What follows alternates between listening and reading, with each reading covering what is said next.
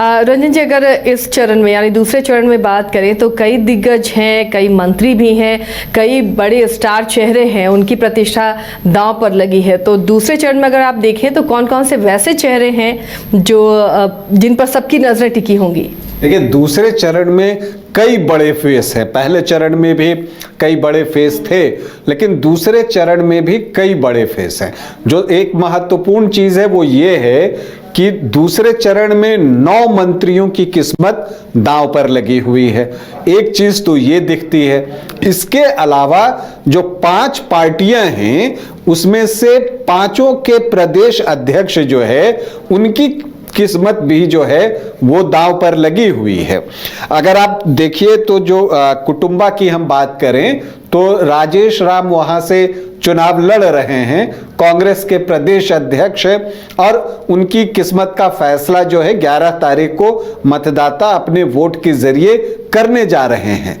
इसी तरह से आप आगे देखिए तो जो एलजेपीआर है, चिराग पासवान की पार्टी, उनके प्रदेश अध्यक्ष हैं राजू तिवारी, वो गोविंदगंज से चुनाव लड़ रहे हैं। इस सीट पर जो है बीजेपी और एलजेपीआर के बीच एक चर्चा थी कि कौन चुनाव लड़ेगा, क्योंकि पिछली बार यहां से बीजेपी के विधायक चुने गए थे, लेकिन इस बार गठबंधन में ये सीट एलजेपीआर को दी गई है और राजू तिवारी जो कि एलजेपीआर के प्रदेश अध्यक्ष हैं वो अपनी किस्मत आजमा रहे हैं।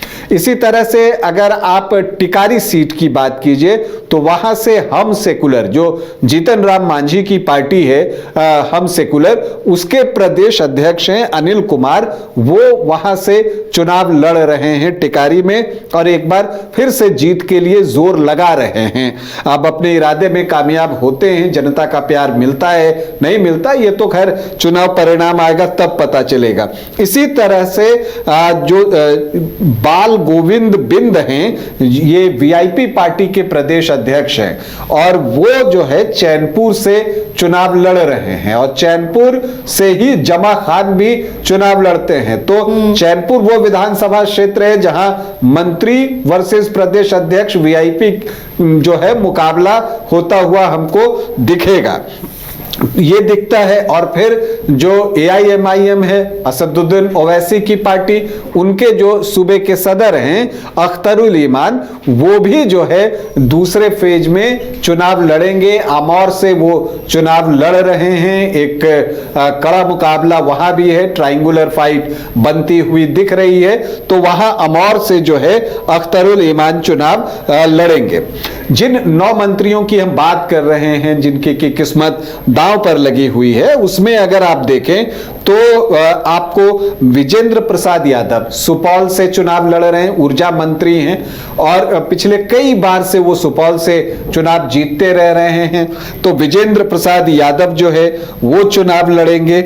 इसके अलावा लेसी सिंह, ये धमदाहा में जो चुनाव हो रहा है इस बार बिल्कुल वहां घमासान है, क्योंकि जो पूर्व सांसद हैं संतोष कुशवाहा, उनको इस बार आरजेडी ने अपना प्रत्याशी बनाया है। जो वो सांसद बने थे तो जेडीयू से वो सांसद बने थे, लेकिन अभी उन्होंने चुनाव से ठीक पहले जो है पार्टी बदली है और अब धमदाहा से लेसी सिंह के मुकाबले खड़े हैं। तो यहां पर बहुत कड़ा मुकाबला है और यहां पर आप कह सकते हैं कि दोनों बड़े फेस जो हैं वो एक दूसरे के आमने सामने हैं।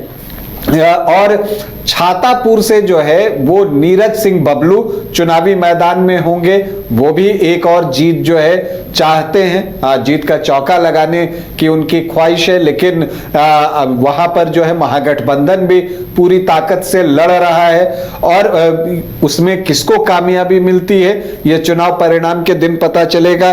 तो जो मंत्री नीरज सिंह बबलू हैं उनकी किस्मत भी दांव पर लगी है। दूसरे फेज में झंझारपुर से नीतीश मिश्रा हैं और नीतीश मिश्रा जगन्नाथ मिश्र के बेटे हैं। झंझारपुर से एक बार फिर अपनी किस्मत आजमा रहे हैं और वो अभी नीतीश सरकार में मंत्री भी हैं, तो वो यहां से चुनाव लड़ रहे हैं। चकाई से सुमित कुमार सिंह, मंत्री सुमित कुमार सिंह चुनाव लड़ रहे हैं।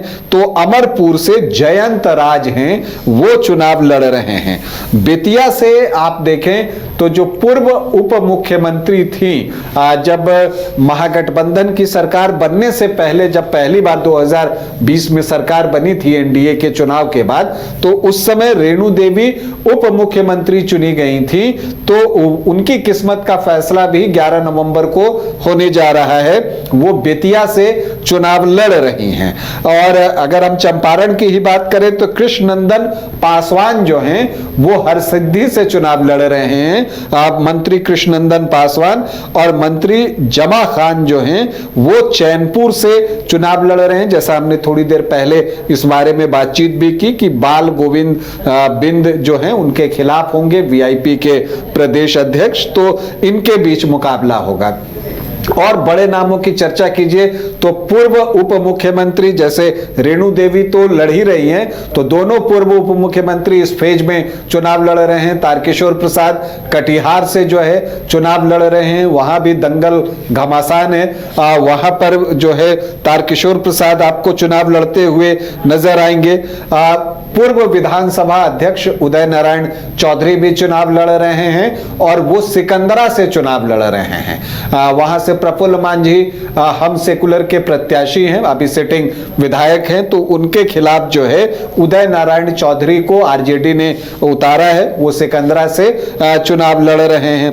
इसके अलावा कांग्रेस विधायक दल के नेता शकील अहमद खान वो भी जो है चुनाव लड़ रहे हैं। कदवा से वो चुनाव लड़ रहे हैं। दुलालचंद गोस्वामी उनके खिलाफ कैंडिडेट हैं, तो ये भी एक वीआईपी सीट है, कदवा की सीट। दोनों प्रत्याशी जो हैं वो जबरदस्त हैं। इसके अलावा भाकपा माले विधायक दल के नेता महबूब आलम भी इस फेज में अपनी किस्मत आजमाएंगे, वो भी चुनाव लड़ रहे हैं। पूर्व मंत्री समीर महासेठ मधुबनी से जो है वो चुनाव लड़ते हुए नजर आएंगे। तो कई बड़े नाम जो है वो हमें देखने को यहां पर मिल रहे हैं और जो कि अपनी किस्मत इस बार आजमाने जा रहे हैं।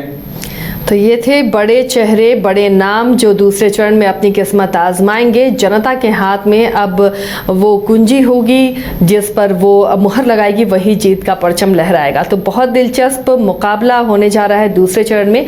उन तमाम मुकाबलों पर हमारी नज़र बनी रहेगी। फिलहाल के लिए इतना ही। आप देखते रहिए न्यूज़ 22 को।